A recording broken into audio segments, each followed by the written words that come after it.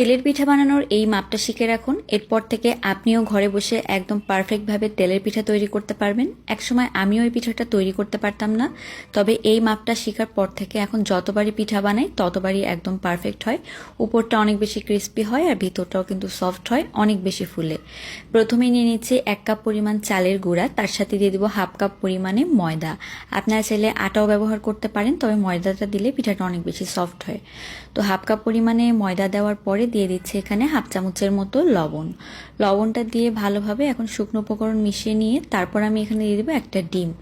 Normal টেম্পারেচারের ডিম কিন্তু অবশ্যই ব্যবহার করতে হবে, ফ্রিজের ডিমটা এখানে ব্যবহার করা যাবে না। তো শুকনো উপকরণ মিলিয়ে নেওয়ার সময় এখানে খুবই সামান্য পরিমাণে একটু বেকিং সোডা ব্যবহার করেছি, এটা কিন্তু অবশ্যই দিবেন। তার সাথে দিয়ে দিব এখানে আমি সয়াবিন তেল 1 চামচের মতো দিয়েছি। কনডেন্স মিল্কটা অবশ্যই দিবেন, এতে করে পিঠার স্বাদ বাড়ে। এখানে আমি 4 টেবিল চামচ পরিমাণে নিয়েছি। এখন দিয়ে দিব 1 কাপ পরিমাণে উষ্ণ গরম পানি। পানি কিন্তু অতিরিক্ত গরম নেওয়া যাবে না, একদম উষ্ণ গরম যেই পানি সেটাই কিন্তু ব্যবহার করতে হবে। এখন খুব ভালোভাবে এটাকে নেড়েচেড়ে মিশিয়ে নিচ্ছি। তো মেশাতে মেশাতে যদি আপনাদের মনে হয় যে একটুখানি ময়দা এখানে দরকার, সেক্ষেত্রে কিন্তু দিয়ে নিতে পারেন।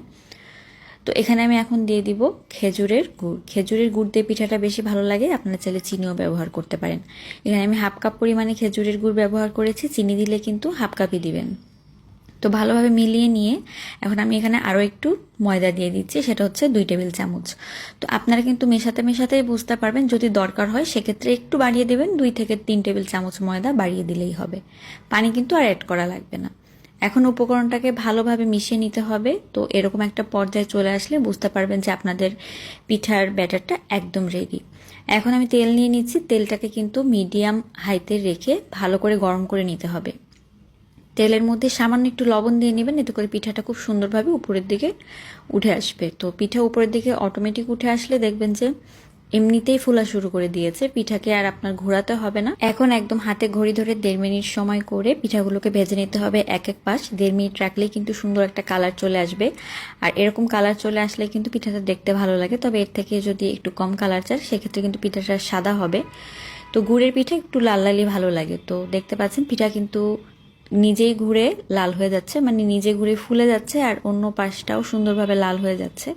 তো এখন পিঠাটাকে তুলে নিচ্ছি। 1.5 মিনিট করে 3 মিনিট সময় নিয়ে আমি পিঠাটাকে ভেজে নিয়েছি। এখন আমি আবারও একটা পিঠা দিয়ে আপনাদের দেখিয়ে দিচ্ছি। প্রত্যেকটা পিঠা এরকম ফুলকো হবে, ভেতরটা একদম সফট হবে আর চারিপাশটা সুন্দর এরকম ডিজাইন হয়ে যাবে।